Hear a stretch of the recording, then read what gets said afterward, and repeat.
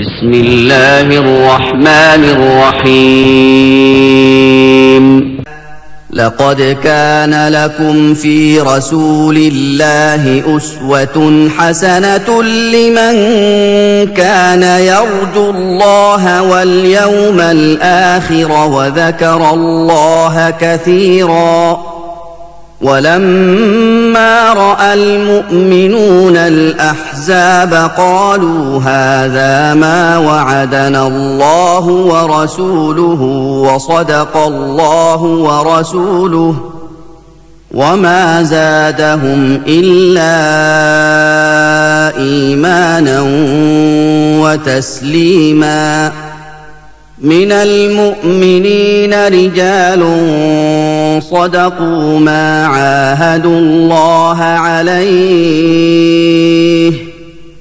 فمنهم من قضى نحبه ومنهم من ينتظر وما بدلوا تبديلا ليجزي الله الصادقين بصدقهم ويعذب المنافقين إن شاء أو يتوب عليهم إن الله كان غفورا رحيما. السلام عليكم ورحمة الله وبركاته. إن الحمد لله نحمده ونستعينه ونستغفره ونعوذ بالله من شرور أنفسنا ومن سيئات أعمالنا من يهده الله فلا مضل له ومن يضلل فلا هادي له وأشهد أن لا إله إلا الله وحده لا شريك له وأشهد أن محمدًا عبده ورسوله اللهم صل على محمد وعلى آل محمد كما صليت على إبراهيم وعلى آل إبراهيم إنك حميد مجيد اللهم بارك على محمد وعلى آل محمد كما باركت على إبراهيم وعلى آل إبراهيم إنك حميد مجيد يا أيها الذين آمنوا اتقوا الله حق تقاته ولا تموتن إلا وأنتم مسلمون أما بعد فإن خير الكلام كلام الله وخير الهدي هدي محمد صلى الله عليه وسلم وشر الأمور محدثاتها وكل محدثة بدعة وكل بدعة ضلالة أعوذ بالله من الشيطان الرجيم إنما يعمر مساجد الله من آمن بالله واليوم الآخر وأقام الصلاة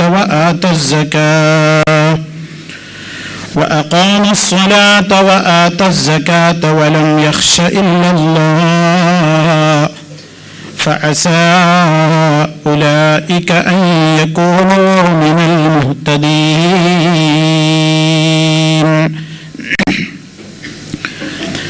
സ്നേഹമുള്ള സത്യവിശ്വാസികളെ, വിശ്വാസിനികളെ, സഹോദരി സഹോദരന്മാരെ, സുഹൃത്തുക്കളെ, മുസ്ലിമിൻ്റെ ഒരു ദിവസം എന്ന നമ്മുടെ പഠന പരമ്പരയിൽ ഒരു സത്യവിശ്വാസി പ്രഭാതത്തിൽ ഉണർന്ന് മസ്ജിദിൽ ഇബാദത്തിന് വേണ്ടി എത്തുന്നത് വരെയുള്ള കാര്യങ്ങളാണ് ഇതിന് മുൻപായി നാം വിശദീകരിച്ചത്. മസ്ജിദിൽ പ്രവേശിക്കുന്ന സന്ദർഭത്തിൽ നാം ശ്രദ്ധിക്കേണ്ടുന്ന ദിനേന നമ്മുടെ ജീവിതത്തിൽ നമുക്ക് പ്രവേശിക്കുവാനുള്ള കേന്ദ്രമാണ് അല്ലാഹുവിൻ്റെ ഭവനങ്ങൾ. ആദ്യമായി ഒരു മുസ്ലിം ശ്രദ്ധിക്കേണ്ടുന്നത് മുൻകാലത്ത് ഇല്ലാത്ത ഒരു പ്രത്യേകമായ ശ്രദ്ധ ഇക്കാലത്ത് ഈ ആധുനിക കാലഘട്ടത്തിൽ പള്ളിയിൽ പ്രവേശിക്കുന്നതിന്റെ മുമ്പായി ശ്രദ്ധിക്കേണ്ടതുണ്ട്. നമ്മുടെ എല്ലാവരുടെയും നിത്യ ജീവിതത്തിൽ നമ്മുടെ കൂടെ തന്നെ ഞാനിപ്പോഴും കരുതിക്കൊണ്ടിരിക്കുന്ന മൊബൈൽ ഫോൺ നിശബ്ദമാക്കിയ ശേഷമായിരിക്കണം നാം അല്ലാഹുവിന്റെ ഭവനത്തിലേക്ക് പ്രവേശിക്കുന്നത്. എന്തുകൊണ്ടാണ് ഇത് പറയേണ്ടി വരുന്നത്? നല്ലൊരു വിഭാഗം ആളുകൾ ഇന്നും ആ കാര്യത്തെ സംബന്ധിച്ച് ശ്രദ്ധയില്ലാതെയാണ് പ്രവർത്തിച്ചുകൊണ്ടിരിക്കുന്നത്. വിശ്വാസികൾ അല്ലാഹുവിന്റെ മുമ്പിൽ വളരെയേറെ ആത്മാർത്ഥതയോടുകൂടി അവരുമായി മുനാജാത്ത് നടത്തുന്ന, സ്വകാര്യ സംഭാഷണം നടത്തിക്കൊണ്ടിരിക്കുന്ന അതിമഹത്തായ നിസ്കാരം എന്ന് പറയുന്ന മഹത്തായ ഇബാദത്ത് ഫസാദാകുവാനുള്ള നിമിത്തമായി ഇന്ന് പലരുടെയും അശ്രദ്ധയും ആ വിഷയത്തിലുള്ള അവഗണനയും അനംഭാവവും കാരണമായി തീർന്നുകൊണ്ടിരിക്കുന്നുണ്ട് എന്നതാണ് വസ്തുത. അല്ലാഹുവിന്റെ ഭവനത്തിൽ വെച്ച് അല്ലാഹുവുമായി സ്വകാര്യ സംഭാഷണത്തിൽ ഏർപ്പെട്ടുകൊണ്ടിരിക്കുന്ന വിശ്വാസികളെ ശല്യം ചെയ്യാതിരിക്കുവാൻ എല്ലാ സത്യവിശ്വാസികളും വളരെയേറെ ജാഗ്രത പുലർത്തേണ്ടതുണ്ട്. റബ്ബുമായുള്ള അമൂല്യമായ ആ നിമിഷങ്ങളിൽ താഴെ അല്ലാഹു തആല വിശദീകരിക്കുന്ന ഈ ആയത്തിൽ നമ്മളും ഉൾപ്പെടാതിരിക്കാൻ നാം ശ്രദ്ധിക്കേണ്ടതുണ്ട്. അല്ലാഹു തആല മൊത്തത്തിൽ ഒരു കാര്യം പറഞ്ഞിട്ടുണ്ട്. വല്ലദീന യുഊനൽ മുഅ്മിനീന വൽ മുഅ്മിനാതി ബിഗൈരി മക്തസബൂ ഫഖദ് ഇഹ്തമലൂ ബുഹ്താനൻ വഇസ്മൻ മുബീനാ. സത്യവിശ്വാസികളായ പുരുഷന്മാരെയും സത്യവിശ്വാസിനികളായ സ്ത്രീകളെയും ദ്രോഹിച്ചുകൊണ്ടിരിക്കുന്നവർ, ശല്യം ചെയ്തുകൊണ്ടിരിക്കുന്നവർ, അവർ പ്രവർത്തിക്കാത്തതിന്റെ പേരിൽ ശല്യം ചെയ്തുകൊണ്ടിരിക്കുന്നവർ, വിശ്വാസികൾ അവരുടെ ഭാഗത്തിൽ നിന്നുള്ളതല്ലാത്ത രൂപത്തിലുള്ള ശല്യങ്ങൾ നേരിടുന്നതുമായി ഈ ആയത്തുകളെല്ലാം വിപുലമായ അർത്ഥത്തിൽ നമുക്ക് മനസ്സിലാക്കുവാൻ സാധിക്കും. വളരെയേറെ പാപകരമായ സംഗതിയാണത് ചെയ്യുന്നവർ അവരുടെ ഈ പ്രവർത്തനത്തിലൂടെ നിർവഹിച്ചുകൊണ്ടിരിക്കുന്നത് എന്ന് ഗുരുതരമായി വിശ്വാസികളെയും വിശ്വാസികളെയും ഏത് വിധത്തിലുള്ള ദ്രോഹം ചെയ്യുന്നവരെയും ശക്തമായ നിലയ്ക്ക് അല്ലാഹു ഈ വചനത്തിലൂടെ താക്കീത് ചെയ്തിരിക്കുകയാണ്. അപ്പൊ പടച്ചറബിന്റെ ഭവനങ്ങളിലേക്ക് കയറുന്നതിന്റെ മുമ്പ് ഇന്ന് നമ്മൾ മുമ്പുള്ളത് പോലെയല്ല ഇന്ന് ഉറപ്പുവരുത്തേണ്ട സംഗതി എന്താണ്? താൻ കൈവശം കൊണ്ടു നടക്കുന്ന ഈ മൊബൈൽ ഫോൺ അത് സൈലന്റ് മോഡിലാക്കിയിട്ടുണ്ടോ അല്ലെങ്കിൽ ഓഫാക്കിയിട്ടുണ്ടോ? അതിന് വളരെ ശ്രദ്ധയോടുകൂടെ തന്നെ എല്ലാവരും ശ്രദ്ധിക്കേണ്ടുന്ന ഒരു കാര്യം തന്നെയാണ്. മാത്രമല്ല, അത് ഓഫാക്കാതെ അതല്ലെങ്കിൽ സൈലന്റ് ആക്കാതെ പള്ളിയിൽ പ്രവേശിച്ച് അതിൽ നിന്ന് സാധാരണ നിലക്കുള്ള ഒരു റിംഗ് ടോണാണ് വരുന്നതെങ്കിൽ പോലും വിശ്വാസികളുടെ ശ്രദ്ധ പടച്ചറബുമായുള്ള മുനാജാത്തിനിടയിൽ അവന്റെ മനസ്സിന്റെ ശ്രദ്ധ തെറ്റിപ്പിക്കുന്ന തരത്തിൽ ഒരു വലിയ കുറ്റമായി അത് മാറുകയാണ്. ആരും അതത്ര ഗൗനിക്കുന്നില്ല ഈ കാലഘട്ടത്തിൽ. എല്ലാവരും പറയുന്നു മറവി എല്ലാവർക്കും സംഭവിക്കൂലേ എന്നാണ്. അങ്ങനെ ഒരു മറവി സംഭവിക്കൂലേ, സ്വാഭാവികമല്ലേ എന്ന് പറഞ്ഞ് ഒഴിഞ്ഞു മാറേണ്ടുന്ന ഒരു വിഷയമല്ല ഇത്. അതുകൊണ്ട് തന്നെ എല്ലാ ആളുകളും ശ്രദ്ധിക്കേണ്ടത്, ഞാൻ അല്ലാഹുവിന്റെ ഭവനത്തിലേക്ക് പ്രവേശിക്കുന്നതിന്റെ മുമ്പ് ഉറപ്പുവരുത്തണം, ഞാൻ കാരണം ഒരു വിശ്വാസിയുടെ നമസ്കാരത്തിൽ അല്ലാഹുവുമായുള്ള അവന്റെ മുനാജാത്തിൽ അവന്റെ ആ സ്വകാര്യ സംഭാഷണത്തിനിടക്ക് അവന്റെ അമൂല്യമായ തന്റെ നാഥനുമായുള്ള ആ ശ്രദ്ധ തിരിക്കുന്ന ഒരു കാര്യം എന്നിൽ നിന്നുണ്ടായിത്തീർന്നാൽ, ഞാൻ കാരണം അത് സംഭവിച്ചാൽ ഗുരുതരമായ വലിയ രൂപത്തിലുള്ള അബദ്ധത്തിന്റെ തിന്മയാണ് എന്റെ റിക്കാർഡിൽ വരവ് ചേർക്കപ്പെടുക എന്ന് ഓരോ സ്ത്രീ പുരുഷന്മാരും വളരെ ഗൗരവത്തോടുകൂടെ മനസ്സിലാക്കേണ്ടതുണ്ട്. സാധാരണ ഒരു ഫോൺ അടിക്കുന്ന റിംഗ് ടോൺ ആണെങ്കിലാണ് ഈ പറഞ്ഞത്. ഇനി അത് ഒരു മ്യൂസിക് കൂടിയാണെങ്കിലോ? ഇന്ന് മഹാഭൂരിപക്ഷം ആളുകളുടെയും കൈകളിൽ ഉള്ള ഫോണുകളിൽ എല്ലാവരും നിന്നതൊരു നിസ്സാരമായി ഇപ്പോഴും കാണുകയാണ്.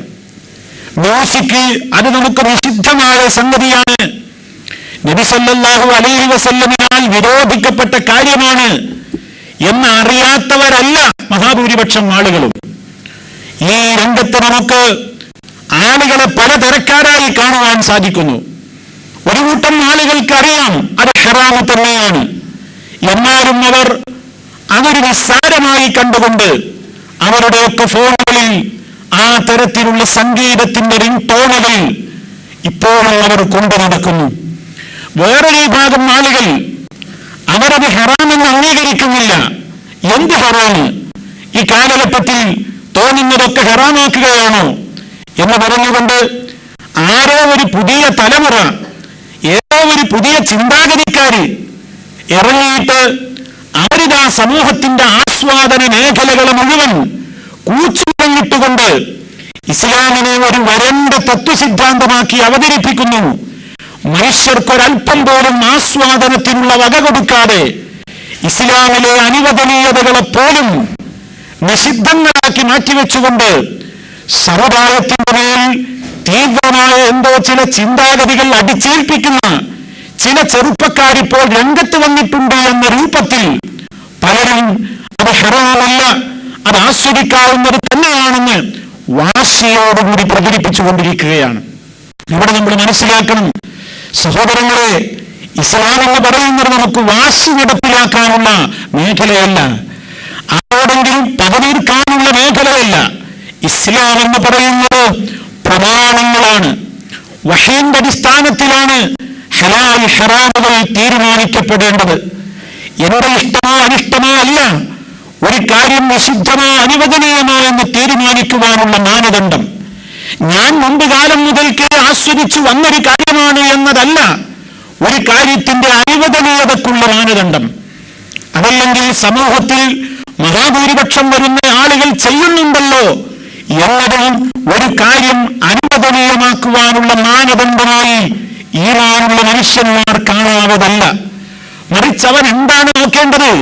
ലഖദ് കാന ലക്കും ഫീ റസൂലില്ലാഹി ഉസ്വത്തുൻ ഹസന, അല്ലാഹുവിന്റെ ദൂതനാണ് നിങ്ങൾക്കുള്ള മാതൃക എന്ന് പഠിപ്പിക്കപ്പെട്ട ഇസ്ലാം, ആ ഇസ്ലാമിന്റെ പ്രവാചകൻ നിങ്ങൾക്ക് എന്തെന്ന് കൊണ്ടുവന്നതോ അത് നിങ്ങൾക്ക് അനുവദനീയമാണ്.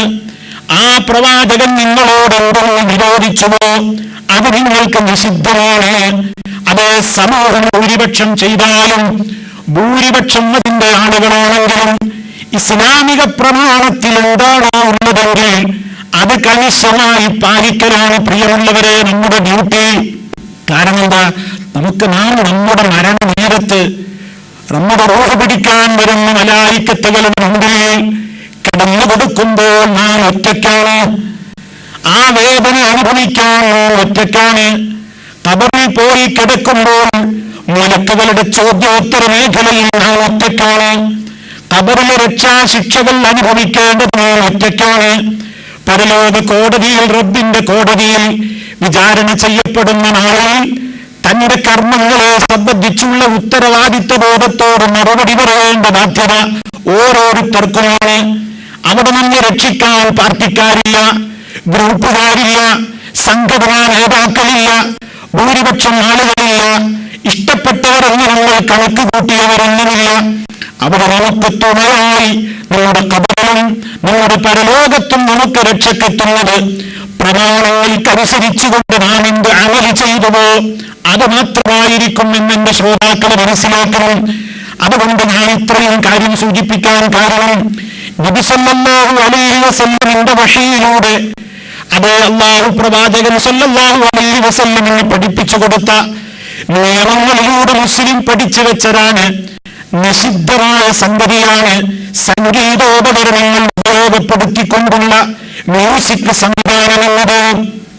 എന്ന് പറയാൻ കാരണം ഇന്നും പല ആളുകളും പരിഹാസത്തോടുകൂടെ ചോദിക്കാണ്, നിങ്ങൾ കുറച്ച് ആൾക്കാർ ഇപ്പൊ അങ്ങോട്ട് ഇറങ്ങിയിട്ട് പണ്ട് കാലത്ത് നമ്മുടെ ആളുകളൊക്കെ ആസ്വദിച്ചിരുന്ന കാര്യങ്ങളൊക്കെ തീരെ അനുഭവിച്ചുകൂടാ, ആസ്വദിച്ചുകൂടാ എന്നൊക്കെ പറഞ്ഞ് എല്ലാം നിഷിദ്ധാക്കി ഇസ്ലാമിനെ നിങ്ങൾ എങ്ങോട്ടാ കൊണ്ടുപോകുന്നത് എന്നൊക്കെ ചോദിക്കുകയാണ്. സഹോദരങ്ങളെ, വളരെ വിനയത്തോടുകൂടി നമ്മൾ ചിന്തിക്കുക. മഹാനായ മുസ്തഫ സല്ലല്ലാഹു അലൈഹി വസല്ലം അവിടുന്ന് പറഞ്ഞു,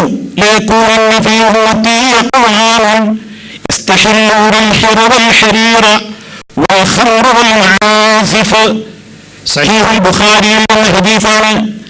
ബുഖാരിയിൽ വന്ന ഹദീസാണ്. അതിന്റെ അർത്ഥം എന്റെ സമുദായത്തിൽ ചില ആളുകൾ വരിക തന്നെ ചെയ്യും.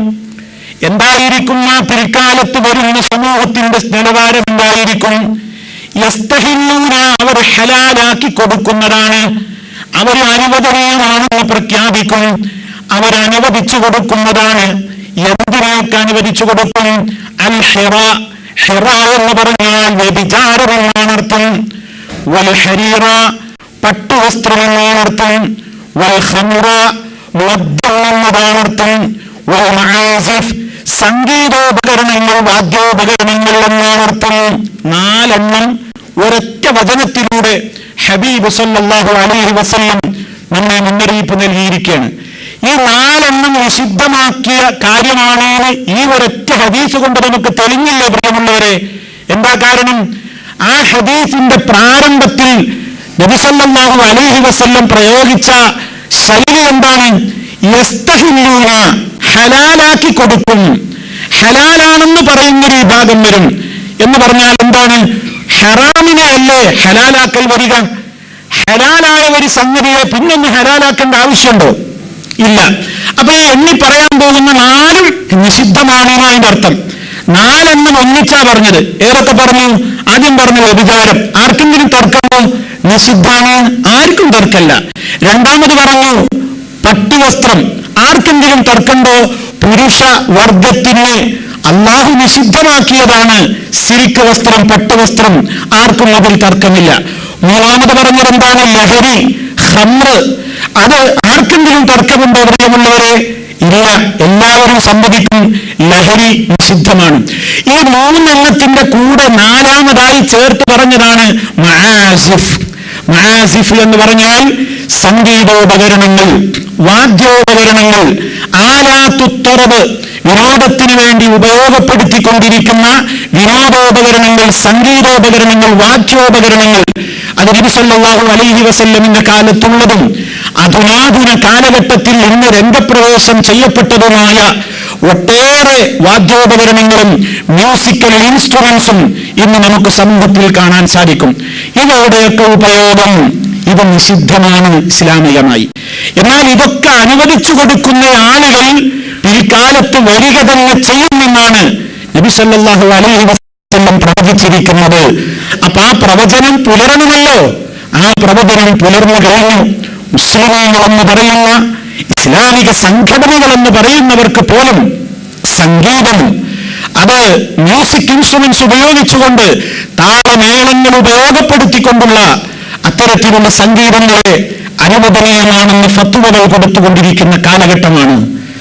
ഇനി പലതിന്റെയും പേരിൽ അനുവദിക്കുന്ന ഒരു കാലഘട്ടം വരും. അതുകൊണ്ട് പ്രിയമുള്ളവരെ, ഇവിടെ വാശിയുടെ പ്രശ്നമില്ല. ഇവിടെ ഗ്രൂപ്പിന്റെയോ വിഭാഗീയതയുടെയോ സംഘടനാ പക്ഷപാതിത്വത്തിന്റെയോ പ്രശ്നമല്ല. നമുക്ക് നമ്മുടെ പരലോകം രക്ഷപ്പെടണോ? നമ്മുടെ ഖബർ ജീവിതം രക്ഷപ്പെടണോ? നമുക്ക് അല്ലാഹുവിന്റെ റസൂൽ സല്ലല്ലാഹു അലൈഹി വസല്ലം പറഞ്ഞതാണ് സത്യം എന്നാണ് നമ്മൾ വിശ്വസിക്കുന്നത്. അശ്ഹദു അല്ലാ ഇലാഹ ഇല്ലല്ലാഹ് എന്ന് പറഞ്ഞ ഉടനെ നമ്മൾ പറയുന്നത് എന്താ? അശ്ഹദു അന്ന മുഹമ്മദർ റസൂലുള്ളാഹ്. അശ്ഹദു, ഞാൻ സാക്ഷ്യം വഹിക്കുന്നു, അന്ന മുഹമ്മദൻ, നിശ്ചയമായും മുഹമ്മദ്, റസൂലുള്ളാഹ്, അല്ലാഹുവിന്റെ ദൂതനാണെന്ന് ഞാൻ സാക്ഷ്യം വഹിക്കുന്നു. എന്താ നമ്മളാ പറയുന്നതിന്റെ ഉദ്ദേശം? മുഹമ്മദ് നബി സല്ലല്ലാഹു അലൈഹി വസല്ലം അള്ളാന്റെ റസൂലാണ് നമ്മൾ അംഗീകരിച്ചിട്ട് വേണോ ആ സത്യം അവിടെ നിലനിൽക്കാൻ? വേണ്ട. പിന്നെ എന്താ പറയുന്നതിന്റെ അർത്ഥം? നമ്മളിപ്പോ അള്ളാന്റെ റസൂൽ റസൂലല്ല എന്ന് പറഞ്ഞാലും നമുക്ക് പോയെന്നല്ലാതെ അള്ളാന്റെ റസൂൽ റസൂൽ അല്ലാതായി മാറോ? ഇല്ല. പിന്നെ എന്തിനാ നമ്മളെ കൊണ്ടത് പറയിപ്പിക്കുന്നത്? ഇതാണ് മുസ്ലിമെ നമ്മൾ ചിന്തിക്കേണ്ടത്. ഞാനും നിങ്ങളും അത് പറയുന്നത് എന്തിനാ? ഞാൻ എന്റെ മനസ്സിനെ ഇങ്ങനെ പഠിപ്പിക്കുന്നത്, മുഹമ്മദ് ഒരു സാധാരണ മുഹമ്മദ് അല്ല, അള്ളാന്റെ റസൂലാ. അള്ളാന്റെ റസൂലാകുമ്പോ അള്ള വഹി അറിയിച്ചു കൊടുത്തിട്ടാണ് അവിടുന്ന് നമുക്ക് ദീൻ പഠിപ്പിച്ചു തരുന്നത്. അതുകൊണ്ട് ആ റസൂലിൽ നിന്ന് സ്ഥിരപ്പെട്ടു വന്ന എല്ലാ ഹദീസുകളും അള്ള പറയാൻ പറഞ്ഞിട്ടാ പറയുന്നത്. അതുകൊണ്ട് അതൊക്കെ സത്യമാണ്, അതൊക്കെ ഞാൻ അംഗീകരിക്കും, അതിനെയൊക്കെ ഞാൻ പിൻപറ്റും. അതിൽ പറഞ്ഞ ഒരു കാര്യത്തെയും ഞാൻ നിഷേധിക്കുകയില്ല, തള്ളിക്കളയുകയില്ല, പരിഹസിക്കുകയില്ല, അവഗണിക്കുകയില്ല. ഈ പ്രഖ്യാപനമാണ് അശ്ഹദു അന്ന മുഹമ്മദർ റസൂലുള്ളാഹ് എന്നതിലൂടെ ഓരോ വിശ്വാസികളും പറഞ്ഞുകൊണ്ടിരിക്കുന്നത്. ഈ പ്രഖ്യാപനത്തോട് നമുക്ക് കൂറുണ്ടെങ്കിൽ, ആത്മാർത്ഥതയുണ്ടെങ്കിൽ, പ്രിയമുള്ളവരെ, ആരെത്ര പരിഹസിച്ചാലും എതിർത്താലും നമ്മുടേതായ ജീവിത കേന്ദ്രങ്ങളിൽ അല്ലെങ്കിൽ നമ്മുടെ ഉപകരണങ്ങളിൽ ഇത്തരത്തിൽ അല്ലാഹുവിന്റെ റസൂൽ നമ്മോട് അരുതെന്ന് പറഞ്ഞിട്ടുള്ള വാദ്യോപകരണങ്ങൾ ഉപയോഗപ്പെടുത്തിക്കൊണ്ടുള്ള ശബ്ദങ്ങൾ, അതാണല്ലോ സംഗീതങ്ങൾ, നമുക്ക് പാടില്ല. നമ്മളത് ഒഴിവാക്കണം. നമ്മുടെ ഫോണുകളിൽ നിന്ന് ഒഴിവാക്കണം. നമ്മുടെ റിംഗ് ടോണുകളുടേതായിക്കൂടാ. എല്ലാവരും ശ്രദ്ധിക്കാനാ പറയുന്നത്. ഞാനും ശ്രദ്ധിക്കണം, നിങ്ങൾ ഓരോരുത്തരും ശ്രദ്ധിക്കണം, എന്റെ പ്രിയപ്പെട്ട സഹോദരിമാരും ശ്രദ്ധിക്കണം. ഇന്ന് ഒരു വീട്ടിൽ 4, 5, 6 മെമ്പർമാരുണ്ടെങ്കിൽ എല്ലാവരുടെ കൈകളിലും നിന്ന് ആളെണ്ണം ഓരോ മൊബൈലുണ്ട്. ആ മൊബൈലുകളിലൊക്കെ സംഗീതത്തിന്റെ റിംഗ് ടോണുകളാണെങ്കിൽ ഇതുവരെ അങ്ങനെ സംഭവിച്ചു പോയതിൽ അല്ലാഹുവോട് മനസ്സറിഞ്ഞ് പശ്ചാത്തപിച്ചുകൊണ്ട് ഇനി അങ്ങോട്ടുള്ള റിംഗ് ടോണുകൾ, അതെ, എനിക്കെന്റെ നാഥൻ അനുവദിച്ചു തന്ന, അതല്ലെങ്കിൽ ആ സാധാരണ നിലക്കുള്ളതിന്റെ ബെല്ലടി ആ രൂപത്തിൽ എന്താണെങ്കിൽ മാറ്റിമറിക്കേണ്ടതുണ്ട്. പ്രിയമുള്ളവരെ, ഇത് നമ്മുടെ പരലോക രക്ഷയ്ക്ക് നിദാനമായ ഒരു കാര്യമായി വളരെ വിനയത്തോടുകൂടി എന്റെയും നിങ്ങളുടെയും ശ്രദ്ധയിൽ കൊണ്ടുവരികയാണ്. അതുകൊണ്ട് അല്ലാഹുവിന്റെ ഭവനങ്ങളിൽ ഈ മ്യൂസിക്കുമായി കയറുന്ന ആളുകൾ അതങ്ങ് അടിക്കുമ്പോൾ അല്ലാഹുവിന്റെ ഭവനത്തിന്റെ പരിശുദ്ധിയാണ് നമ്മൾ കളങ്കപ്പെടുത്തുന്നത്. ഏതാണ് പടച്ച റബ്ബിന്റെ ഭവനം?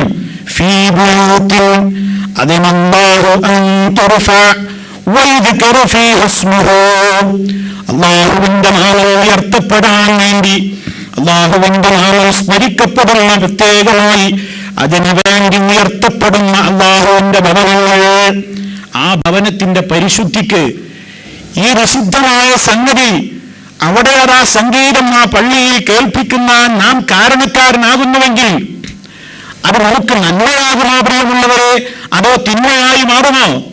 ആലോചിക്കേണ്ടതുണ്ട്. കാരണം എന്താ?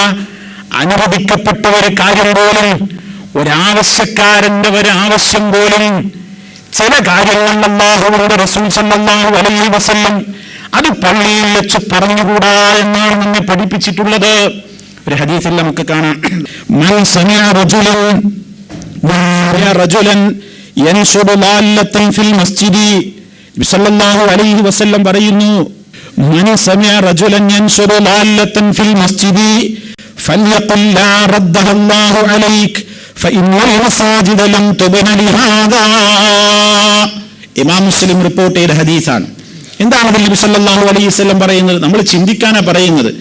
മൻ സമിഅ റജുലൻ, ആരെങ്കിലും ഒരാളെ കേട്ടാൽ, നബി സല്ലല്ലാഹു അലൈഹി വസല്ലം പറയാൻ, ആരെങ്കിലും ഒരാളെ കേട്ടാൽ എന്താണ് ചെയ്യുന്നത്? യൻശുദു ളാല്ലത്തൻ ഫിൽ മസ്ജിദി, അയാളുടെ എന്തോ ഒരു വസ്തു കളഞ്ഞു പോയിട്ടുണ്ട്, അയാളുടെ ഏതോ ഒരു വസ്തു വീണുപോയിട്ടുണ്ട്. ആ വീണുപോയ കളഞ്ഞുപോയ വസ്തുവത അയാൾ പള്ളിയിൽ ഇങ്ങനെ അന്വേഷിച്ച് നടക്കുന്നു. ആർക്കെങ്കിലും കിട്ടിയോ? എന്റെ മൊബൈൽ കിട്ടിയോ? എന്റെ പേന കിട്ടിയോ? അല്ലെങ്കിൽ എന്റെ ഒരു പേപ്പർ പോയിട്ടുണ്ട്, അല്ലെങ്കിൽ എന്റെ ഒരു ചാവി പോയിട്ടുണ്ട്. ഇങ്ങനെ എന്തോ നഷ്ടപ്പെട്ടു പോയ ഒരു വസ്തു പള്ളിയിൽ വെച്ച് അതിങ്ങനെ അന്വേഷിച്ച് നടക്കുന്ന ഒരാളെ കണ്ടാൽ ഫൽയഖുൽ, അയാളോട് അവൻ പറയട്ടെ, ലാ റദ്ദഹ അല്ലാഹു അലൈക, അല്ലാഹ് നിനക്കത് മടക്കി തരാതിരിക്കട്ടെ, അല്ലാഹ് നിനക്കത് മടക്കി തരാതിരിക്കട്ടെ എന്ന് പറയണം നബി സല്ലല്ലാഹു അലൈഹി വസല്ലം പറയാ. എന്താ കാരണം? എന്താ അവിടെ കാരണം പറഞ്ഞത്? ഫഇന്നൽ മസാജിദ ലം തുബ്ന ലിഹാദാ, നിശ്ചയമായും പള്ളികൾ ഇതിനു വേണ്ടി എടുക്കപ്പെട്ടതല്ല. പള്ളികൾ അവനാന്റെ സാധനം കളഞ്ഞു പോയാൽ അത് ചോദിക്കാനുള്ള സ്ഥലമല്ല. ഒരു വസ്തു കളഞ്ഞു പോയാൽ അത് കിട്ടിയോ, വല്ലവർക്കും കിട്ടിയോ എന്ന് ചോദിക്കാൻ വേണ്ടിയിട്ട് അന്വേഷിച്ച് നടക്കാനുള്ളതല്ല അള്ളാന്റെ പള്ളികൾ. അത് അതിനു വേണ്ടി ഉണ്ടാക്കിയതല്ല. അത് ഉണ്ടാക്കിയ ലക്ഷ്യത്തിന് ഈ ചോദ്യവും ഈ അന്വേഷണവും എന്താണ്? വിരുദ്ധമാണ് എന്നാണ് നബി സല്ലല്ലാഹു അലൈഹി വസല്ലം പറയുന്നത്.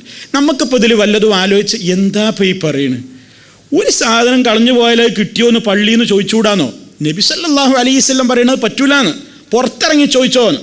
പള്ളിൻ്റെ പുറത്ത് അവിടുന്ന് ഒരു ചോദിക്കാവൂ എന്ന് ഇസ്ലാം പറയുമ്പോൾ അനുവദിക്കപ്പെടുന്ന ഒരു സംഗതി, നമ്മുടെ ജീവിതത്തിൽ അനിവാര്യമായി വരുന്ന ഒരു കാര്യം പോലും അള്ളാഹുവിൻ്റെ ഭവനത്തിൽ വെച്ച് ഈ സന്ദർഭത്തിൽ ചോദിക്കരുതെന്ന് പറയുമ്പോൾ, അതുപോലും പള്ളിക്കകത്ത് വേണ്ട പുറത്തു വെച്ചേ ആകാവൂ എന്ന് പറയുമ്പോൾ, ഹറാമായ ഈ സംഗീതത്തിൻ്റെ ശബ്ദം മസ്ജിദിൻ്റെ അകത്ത് കേൾപ്പിക്കാൻ കാരണമായി തീരുന്ന മൊബൈലുമായിട്ട് പള്ളിയിലേക്ക് കയറിപ്പോകുന്നവൻ എത്ര ഗുരുതരമായ അബദ്ധമാണ് ചെയ്യുന്നത്.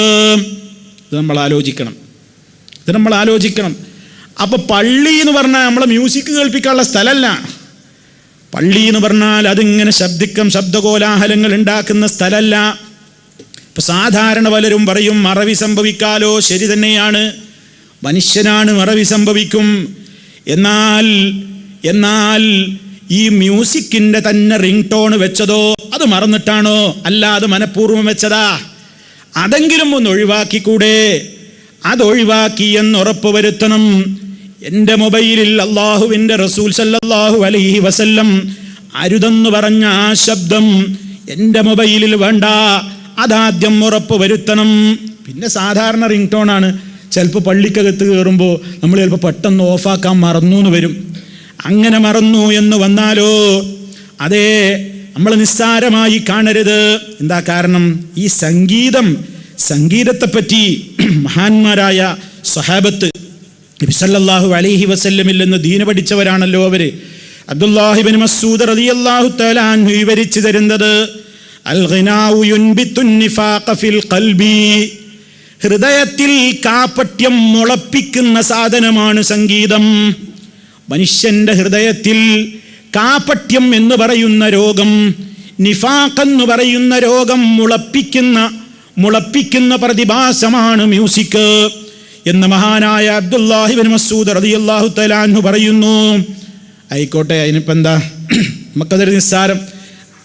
നിഫാഖ് എന്നിപ്പോൾ ഉണ്ടായി, എന്നാൽ നമ്മൾ ദുന്യാവിൻ്റെ കാര്യത്തിൽ നമ്മൾ അങ്ങനെ അത് അവഗണിക്കാറുണ്ടോ? ഒരു വിദഗ്ധനായ ഡോക്ടർ നമ്മോട് പറയാണെന്ത് സങ്കല്പിക്കുക. ഒരു വിദഗ്ധനായ ഡോക്ടർ നമ്മളോട് പറയുന്നു, നിന്റെ ഹൃദയമിടിപ്പിനെ തകരാറിലാക്കും ഈ ശബ്ദം നീ കേട്ടാൽ. ഒരു സംഗീതം കേട്ടാൽ നിന്റെ ഹൃദയത്തിൻ്റെ മിടിപ്പിനെ അത് ബാധിക്കും എന്നെങ്ങാനും ഒരു ഡോക്ടർ പറഞ്ഞിരുന്നെങ്കിൽ ഞാനും നിങ്ങളും പേടിച്ചു വിറക്കും. നമ്മൾ വളരെ ശ്രദ്ധിക്കും, വളരെ കൃത്യമായി തന്നെ നമ്മൾ അത് വേണ്ടെന്ന് വെക്കും. എന്നാൽ ഈ ഭൗതികമായിട്ട് ഹൃദയത്തിന് ബാധിക്കുന്ന രോഗത്തെക്കാൾ അപകടകരമായ രോഗമല്ലേ കാപട്യം എന്ന് പറയുന്നത്? ഹൃദയത്തിന് കാപട്യം മുളപ്പിക്കുന്ന മാധ്യമമാണ് മ്യൂസിക് എന്ന് അബ്ദുല്ലാഹി ഇബ്നു മസ്ഊദ് റളിയല്ലാഹു അൻഹു പറയുമ്പോൾ, നബി സല്ലല്ലാഹു അലൈഹി വസല്ലമിൽ നിന്ന് ദീന് പഠിച്ച സഹാബത്ത് അത്ര വളരെ നിസ്സാരമായിട്ടല്ല ഇക്കാര്യത്തെ കണ്ടിട്ടുള്ളത് എന്ന് നമുക്ക് മനസ്സിലാക്കാം. മാത്രല്ല സുഹൃത്തുക്കളെ, നമുക്ക് പടച്ചോന്റെ കാര്യത്തിലാകുമ്പോഴേ ഈ ഒരു അവഗണനയും അലസതയൊക്കെ ഉള്ളൂ. ഒരു ഭൗതികമായിട്ടൊരാളോട്, നമ്മളൊരു പ്രമുഖ വ്യക്തിയോട് നമ്മളൊരു കൂടിക്കാഴ്ചക്ക് ചെല്ലുകയാണെങ്കിൽ, ഒരു രാജാവാകട്ടെ, ഗവർണറാകട്ടെ, മന്ത്രിയാവട്ടെ, പ്രമുഖനായ ഒരാളുമായിട്ട് നമ്മൾ ഒരു അപ്പോയിൻമെന്റ് വാങ്ങി അയാളുമായിട്ട് നമുക്കൊരൽപ്പനേരം സംസാരിക്കാൻ വേണ്ടി നാം സമയവും സന്ദർഭവും തെരഞ്ഞെടുത്ത് അയാളുടെ മുമ്പിൽ എത്തുന്നതിൻ്റെ മുമ്പ് എത്രത്തോളം നമ്മൾ ശ്രദ്ധിക്കും? അയാളെ മുമ്പ് നിന്റെ മൊബൈൽ റിംഗ് ടോൺ അടിക്കരുത്, അതുകൊണ്ട് സ്വിച്ച് ഓഫ് ആണോ? വളരെ ശ്രദ്ധിക്കും അല്ലേ? ഓരോ സ്ഥലത്തേക്ക് കയറുമ്പോൾ കോടതി നിയമ മൊബൈൽ ശബ്ദിച്ചാൽ ഫൈനാണ്. ഇപ്പൊ കോടതിയിലേക്ക് കയറുന്നതിന് മുമ്പ് നമ്മൾ പരിശോധിക്കും. കോടതിയിലേക്ക് കയറുന്നതിന്റെ മുമ്പ് പരിശോധിക്കും, സ്വിച്ച് ഓഫ് അല്ലേ, അല്ലെങ്കിൽ സൈലന്റ് മോഡൽ അല്ലേ, അല്ലെങ്കിൽ പ്രശ്ന എന്താ? ഭൗതികമായ ലോകത്തുള്ള ആ പേടി പോലും രാജാതിരാജനായ റബ്ബിന്റെ വീട്ടിലേക്ക് കയറുമ്പോൾ, അള്ളാഹുവിന്റെ പ്രത്യേകമായ ആദരിക്കപ്പെടുന്ന ഭവനത്തിന്റെ അകത്ത്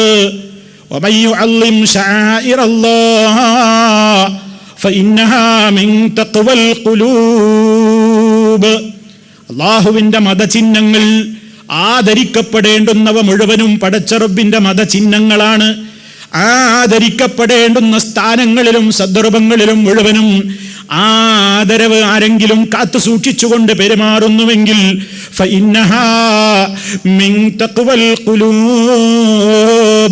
അതവരുടെ ഹൃദയങ്ങളിൽ ഭക്തിയുണ്ട് എന്നുള്ളതിൻ്റെ ലക്ഷണമാണ്.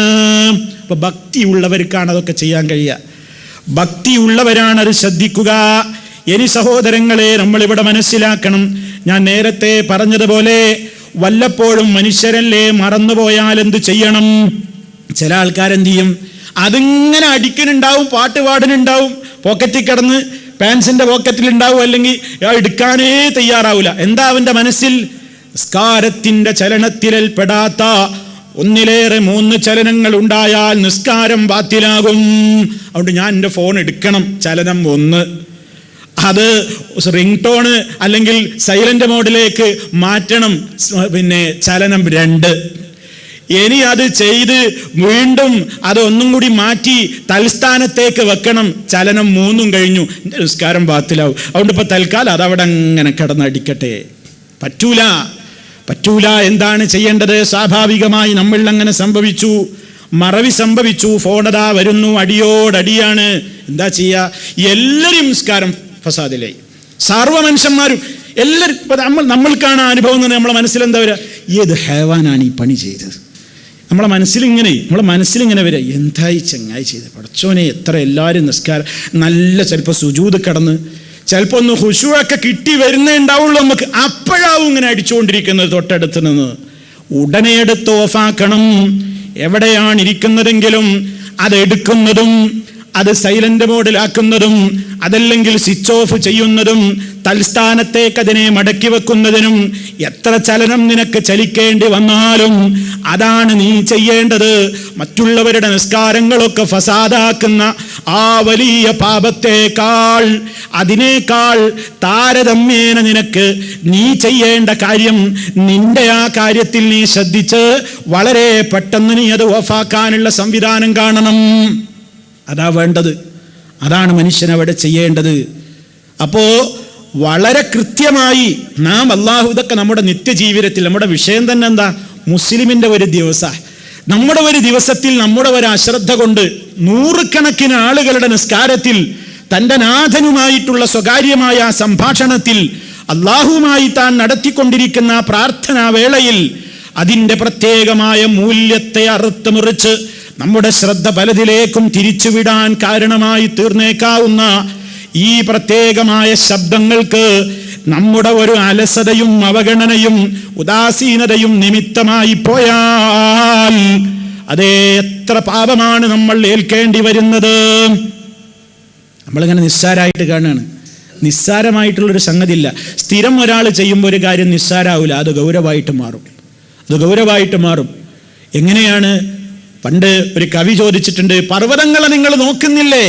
ആ പർവ്വതങ്ങളൊക്കെ ഉണ്ടായി ചെറിയ ചെറിയ കല്ലുകൾ ഉണ്ടായിട്ടാ. സമുദ്രങ്ങളിൽ വെള്ളങ്ങളുണ്ടായി പല തുള്ളികളാണ് ആ പെരുവെള്ളമായി മാറിയത്. അതേ നമ്മുടെ ജീവിതത്തിൽ നമ്മൾ ശ്രദ്ധിക്കാതെ പോകുന്ന ഇത്തരത്തിലുള്ള കാര്യങ്ങൾ, നമ്മുടെ ഫോൺ ഒരു 10 തവണയെങ്കിലും സംഗീതം വഴിക്കുമ്പോൾ ഒരു 10 പേരെങ്കിലും അത് കേൾക്കാൻ ഇടവരുന്നു.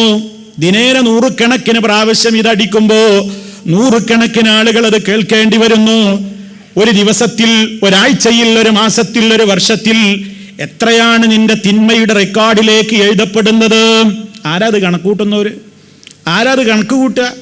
എത്ര ആൾ ഞാൻ ഇത് കേൾപ്പിച്ചു, എത്ര ആളുടെ നിസ്കാരം ഞാൻ ഫസാദാക്കി, എത്ര ആളുകൾക്ക് ഞാൻ കാരണത്താൽ ശല്യമുണ്ടായി, എത്ര ആളുകൾക്ക് ഞാൻ കാരണത്താൽ അവരുടെ ഇബാദത്തുകളിൽ ശ്രദ്ധ കുറഞ്ഞു എന്നൊക്കെ നമ്മൾ മനസ്സിലാക്കണം. കാരണം എന്താ? പരലോകത്തിനൊരു പ്രത്യേകതയുണ്ട്. അവിടെ ചെറിയ കാര്യങ്ങൾ പോലും വിചാരണ ചെയ്യപ്പെടുമെന്നാണല്ലോ നമ്മൾ ഉറച്ചു വിശ്വസിക്കുന്നത്. ചെറിയ കാര്യങ്ങൾ പോലും അവിടെ വിചാരണക്ക് വരുന്നുണ്ട്. അതേ, എല്ലാം അവിടെ കൊണ്ടുവരും, എല്ലാത്തിനും അവിടെ വിചാരണയുണ്ട്. ആ നിലക്ക് നമ്മുടെ ജീവിതത്തിൽ വരുന്ന ഇത്തരത്തിലുള്ള സാന്ദർഭികമായിട്ട് പറയുമ്പോൾ ഇതൊക്കെ ഇത്ര പെരുപ്പിച്ച് പറയാനുണ്ടോ എന്ന് നമ്മൾ ഒരുപക്ഷെ ചിന്തിക്കും. നാം കാരണമായിട്ട് സംഭവിക്കുന്ന, അതുകൊണ്ടുണ്ടാകുന്ന അപകടങ്ങൾ നാം അറിയാതെ പോകരുത് പ്രിയമുള്ളവരെ. അപ്പൊ ഇത്രത്തോളം നമ്മൾ ശ്രദ്ധിക്കേണ്ടുന്ന അള്ളാഹുവിൻ്റെ ഭവനം, ആ ഭവനം, അതിൽ പ്രവേശിക്കുന്നതിൻ്റെ മുമ്പേ ചെയ്യേണ്ട കാര്യമാണ് ഈ പറഞ്ഞത്. ഇതൊക്കെ ഉറപ്പുവരുത്തി നമ്മളാൽ ആ പള്ളിയിൽ ഒരാൾക്കും ഒരു ശല്യം പാടില്ല. ഇനി നമ്മൾ ആ പള്ളിയിലേക്ക് കാലെടുത്ത് വെക്കുന്നു. അതേ, വലത് കാലെടുത്ത് വെച്ചുകൊണ്ട് ബിസ്മില്ലാ വസ്സലാത്തു വസ്സലാമു അലാ റസൂലില്ലാ അല്ലാഹുമ്മ ഇഫ്തഹ് ലീ അബ്വാബ റഹ്മതിക എന്ന് പറഞ്ഞുകൊണ്ടാണ് നമ്മൾ പള്ളിയിലേക്ക് കടക്കേണ്ടത്. ഇതറിയാത്ത ആരും ഇവിടെ ഉണ്ടാവുമെന്ന് എനിക്ക് അഭിപ്രായമില്ല. എല്ലാവർക്കും അറിയാം. പക്ഷേ പ്രശ്നം എന്താ? അറിയുന്നവർ തന്നെ ചെയ്യുന്നില്ല എന്നതാണ്. നമ്മൾ നിസ്സാരമായി ഗണിക്കുകയാണ്. അതുകൊണ്ട് ശ്രദ്ധ വെക്കണം. ബിസ്മില്ലാ, അള്ളാഹുവിന്റെ നാമം പറഞ്ഞ് നബി സല്ലല്ലാഹു അലൈഹി വസല്ലമിന്റെ മേൽ സ്വലാത്ത് സലാമുകൾ ഉച്ചരിച്ചുകൊണ്ട് അല്ലാഹുമ്മ ഫ്തഹ് ലീ അബ്വാബ റഹ്മതിക, നിന്റെ കാരുണ്യത്തിന്റെ കവാടങ്ങൾ എനിക്ക് മുമ്പിൽ നീ തുറന്നു തരണമേ. അള്ളാഹുവിനോട് അള്ളാഹിന്റെ റഹ്മത്തിന്റെ വീട്ടിലേക്ക്, റഹ്മത്തിന്റെ കവാടങ്ങൾ തുറന്നു തരാൻ വേണ്ടി ആ മസ്ജിദിലേക്ക് പ്രവേശിക്കുമ്പോൾ തന്നെ നമ്മൾ അള്ളാഹുവിനോട് പ്രാർത്ഥിച്ചിട്ട് വേണം പ്രവേശിക്കാൻ എന്നാണ് നബി സല്ലല്ലാഹു അലൈഹി വസല്ലം പറയുന്നത്. അവിടെ നിന്ന് ഇങ്ങോട്ട് പുറത്തു കിടക്കുമ്പോഴും ബിസ്മില്ലാഹി വസ്സലാത്തു വസ്സലാമു അലാ റസൂലില്ലാഹ് അല്ലാഹുമ്മ ഇന്നി അസ്അലുക മിൻ ഫദ്ലിക, അല്ലാഹുവേ നിന്റെ ഔദാര്യങ്ങളിൽ നിന്ന്, നിന്റെ അനുഗ്രഹങ്ങളിൽ നിന്ന്, നിന്റെ ഫദ്ലുകളിൽ നിന്ന് ഞാനിതാ നിന്നോട് യാചിക്കുന്നു, ചോദിക്കുന്നു. ഇതും പറഞ്ഞിട്ടാ പുറത്തേക്ക് നമ്മൾ പ്രവേശിക്കേണ്ടത്.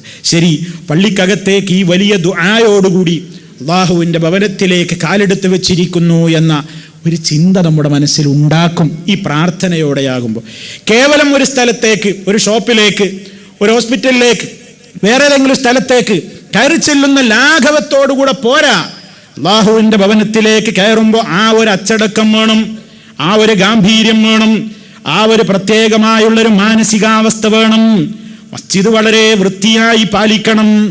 അതുകൊണ്ടാണ് മസ്ജിദിലേക്ക് കയറുമ്പോൾ പള്ളിയിലേക്ക് പോകുന്നവനോട് നിന്റെ ജീവിതത്തിൽ നിനക്ക് ഭക്ഷിക്കൽ അനുവദനീയമായ ദുർഗന്ധം വമിക്കുന്ന ഉള്ളി തിന്നുകൊണ്ട് നീ പള്ളിയിലേക്ക് വരരുതെന്ന് പറഞ്ഞത്. എന്താ കാരണം? അവിടെ നിസ്കരിക്കാൻ വരുന്നൊരു മോമിനിന് നീ കാരണം ശല്യം ഉണ്ടാവാൻ പാടില്ല. മൊബൈലിന്റെ റിംഗ് ടോൺ മാത്രമല്ല, നിന്റെ നാറ്റം മുഖേനയും ചിലപ്പോൾ ശ്രദ്ധ കുറയും. കാര്യമായിട്ട് റുക്കുവിലും സുജൂദിലും കിടന്ന് ദുആ ചെയ്യാം. അപ്പോഴാ ഇപ്പുറത്തൊരുത്തന്റെ വായ നാറുകയാണ്. അവൻ സിഗരറ്റ് വലിച്ചിരിക്കുന്നു, അല്ലെങ്കിൽ ബീഡി വലിച്ചിരിക്കുന്നു, അല്ലെങ്കിൽ അവനിൽ എന്തോ ദുർഗന്ധമുണ്ട്, അവന്റെ വിയർപ്പ് ഗന്ധമുണ്ട്. സല്ലല്ലാഹു അലൈഹി വസല്ലം നമ്മളോട് പള്ളിയിലേക്ക് പോകുമ്പോൾ നിസ്കാരത്തിന്റെ അവസരത്തിലൊക്കെ തീബ് ഉപയോഗപ്പെടുത്താൻ എന്തിനാ പറയുന്നത്? നല്ല സുഗന്ധത്തോടെയാവണം പള്ളി. പള്ളി വളരെ വൃത്തിയായി പാലിക്കണം. ആ പള്ളിയിൽ വളരെ അച്ചടക്കം പാലിക്കണം. ഇന്നത്തെ നമ്മുടെ പള്ളികളുടെ അവസ്ഥ കണ്ടാലോ, പള്ളികൾ ഏതെങ്കിലും അറബ് സഹോദരങ്ങളുടെ ഫണ്ട് ഉപയോഗപ്പെടുത്തിയിട്ട് വലിയ പള്ളികൾ മുഴത്തിന് മുഴമായിട്ട് എല്ലാ സ്ഥലങ്ങളിലും ഇന്ന് പള്ളികളുണ്ട്.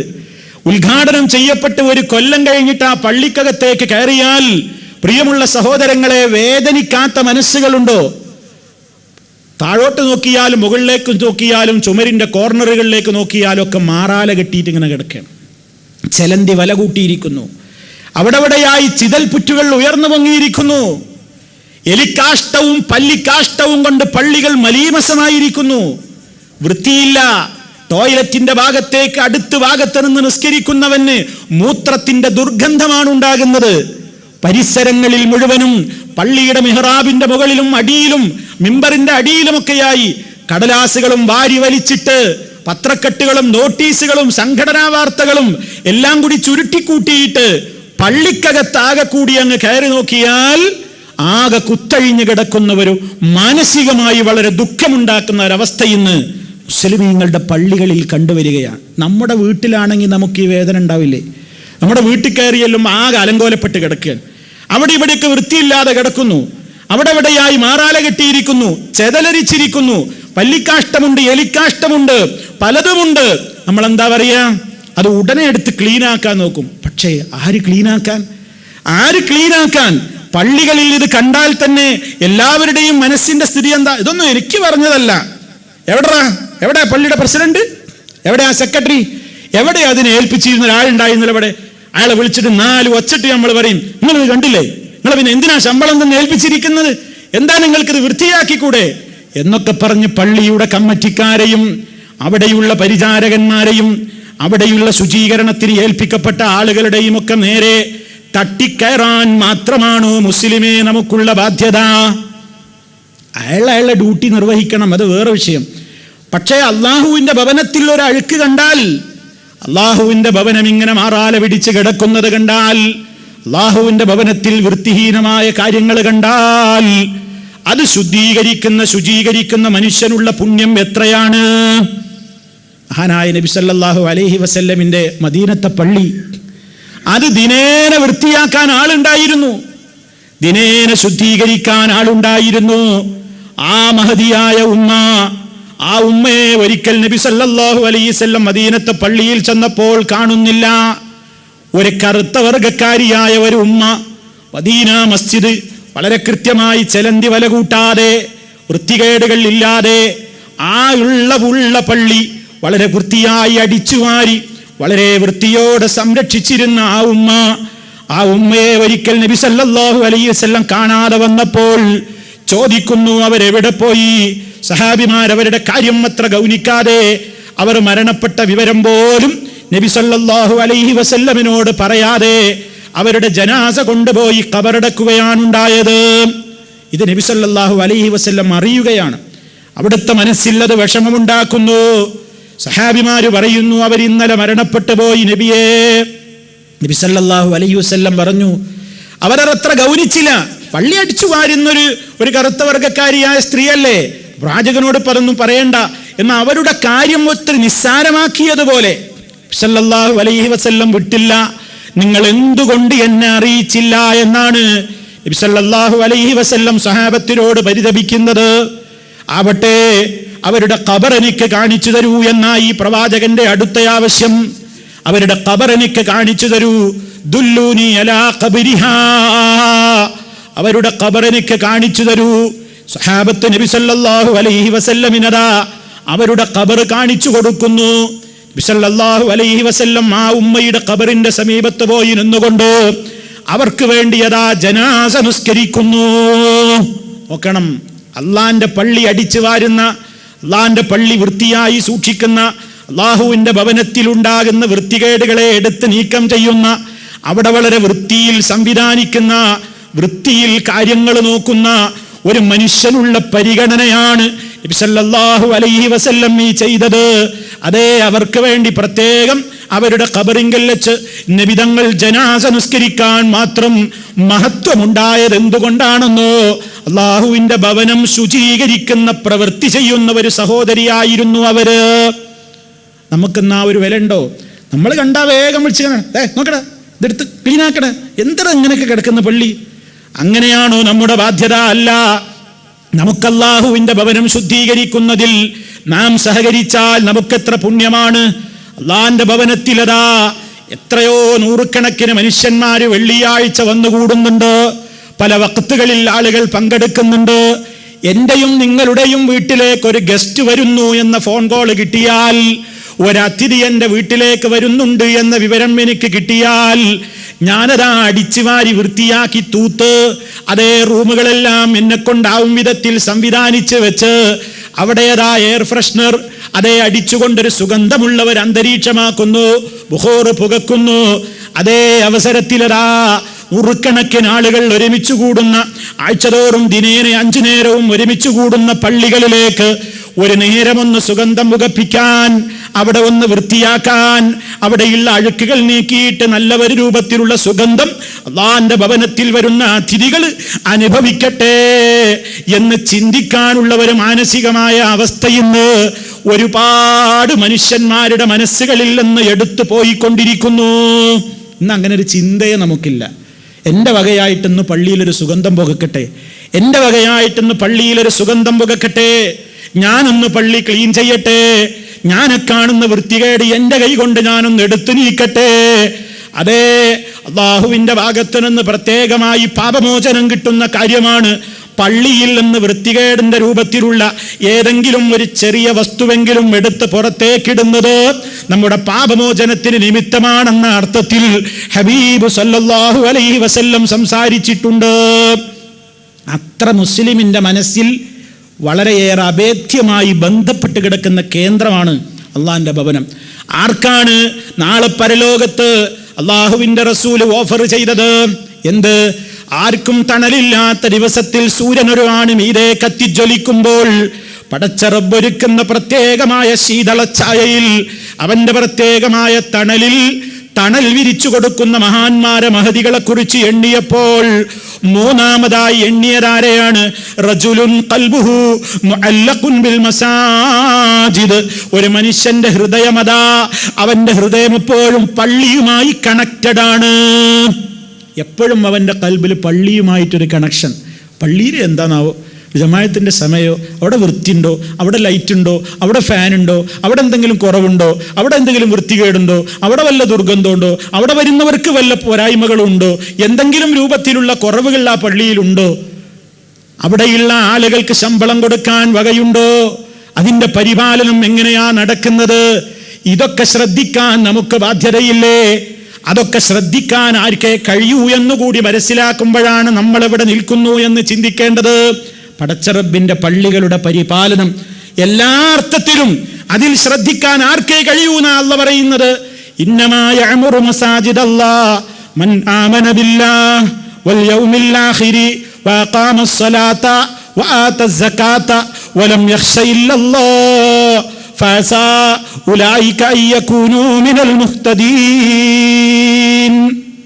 നമ്മൾ മനസ്സിലാക്കണം, അള്ളാഹിന്റെ പള്ളികൾ പരിപാലിക്കുക. 2 നിലക്കുണ്ട് പള്ളികളുടെ ഇമാറത്ത്. പള്ളികളുടെ ഇമാറത്ത് 2 നിലക്കുണ്ട്. ഒന്ന് ലാഹിറായ പരിപാലനം. അതെന്താ? അവിടെയുള്ള സംവിധാനങ്ങൾ, കറണ്ട്, ഫാന്, വെള്ളം, നിസ്കരിക്കാനുള്ള സംവിധാനം, ഇടിഞ്ഞു പൊളിഞ്ഞില്ലാത്ത രൂപത്തിൽ അതിൻ്റെ പരിപാലനം, അവിടെയുള്ള ആളുകൾക്ക് ശമ്പളം കൊടുക്കാൻ മറ്റു കാര്യങ്ങൾ, ഇതൊക്കെ നമ്മളും ശ്രദ്ധിക്കണ്ടേ? അള്ളാഹിന്റെ ഭവനത്തിൽ വരുന്ന ഏതെങ്കിലും ഒരു പള്ളി, നമ്മുടെയൊക്കെ മഹല്ലുകളിൽ പ്രയാസം സഹിച്ചുകൊണ്ട് നമ്മുടെ പ്രവർത്തകന്മാർ കൊണ്ടു നടക്കുന്ന പള്ളികളുണ്ട്. ആരും ശ്രദ്ധിക്കാനില്ല.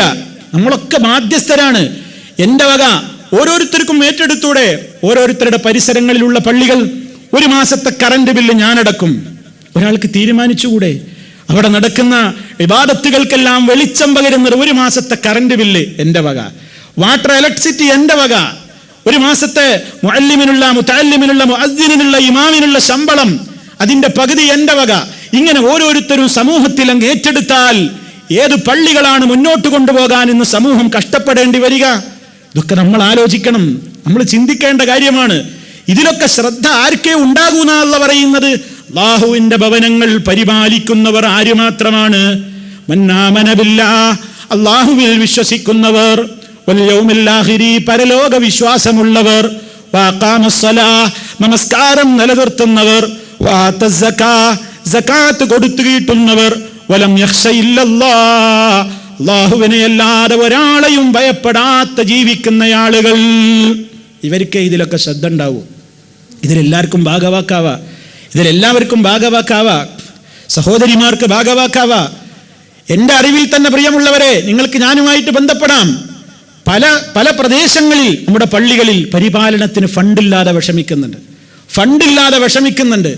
എൻ്റെ വക 1 മാസത്തിൽ ഞാൻ ഇത്ര തന്നുകൊള്ളാം എന്ന് പറഞ്ഞാൽ കൃത്യമായി ആ പള്ളിയുടെ അഡ്രസ്സും ആ പള്ളിയുമായിട്ട് ബന്ധപ്പെട്ട് അതിൻ്റെ പരിപാലനത്തിന് വരുന്ന ചെലവും നിങ്ങൾ ഒടുക്കുന്ന സംഖ്യയും അതിൻ്റെ കൃത്യമായ റെസിപ്റ്റും നിങ്ങളുടെ കൈകളിൽ എത്തിച്ചു തരാൻ ഈ ഉള്ളവൻ ഒരുക്കമാണ്.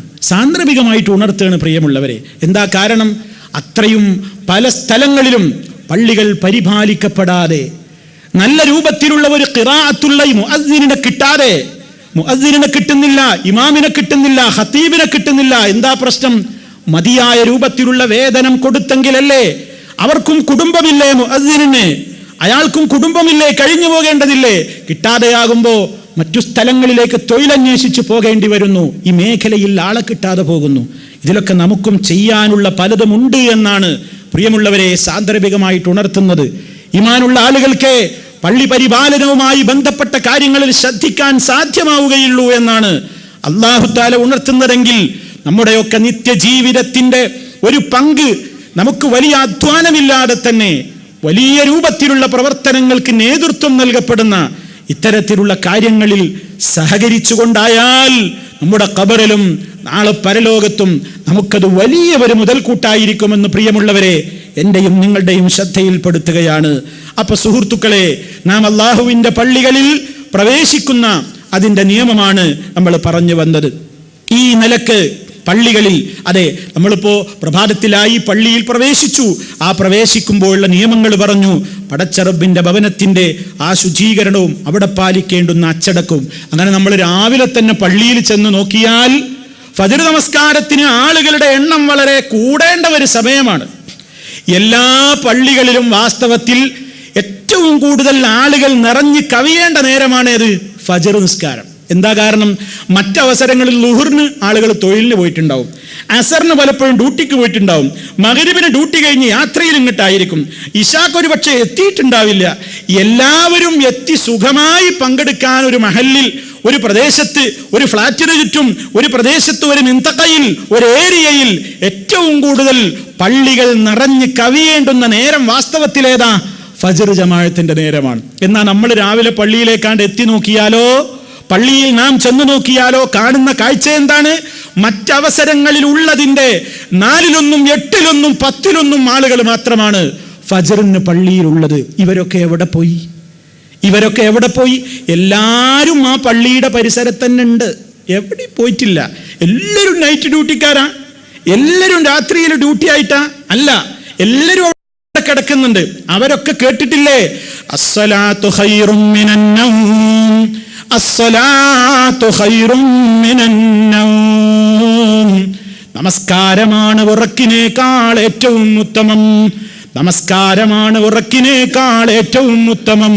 ഹയ്യ അലസ്സലാഹ്, നിസ്കാരത്തിലേക്ക് വരൂ. ഹയ്യ അലൽ ഫലാഹ്, വിജയം നേടാനുള്ള പദ്ധതി ഇതാ, ഇങ്ങോട്ട് വരൂ. ഈ വിളി കേൾക്കാഞ്ഞിട്ടല്ല, ഈ വിളി കേട്ടുകൊണ്ട് അതിന്റെ പരിസരത്തൊക്കെ എല്ലാവരും ഉറങ്ങിക്കിടക്കുന്നുണ്ട്, നല്ല സുഖസുഷുപ്തിയിൽ ഇങ്ങനെ കഴിഞ്ഞുകൊണ്ടിരിക്കുകയാണ്. വാസ്തവത്തിൽ പ്രിയമുള്ളവരെ, എത്രത്തോളം വലിയ അബദ്ധത്തിലേക്കാണ് മനുഷ്യനാ ചെന്ന് ചാടിയത്.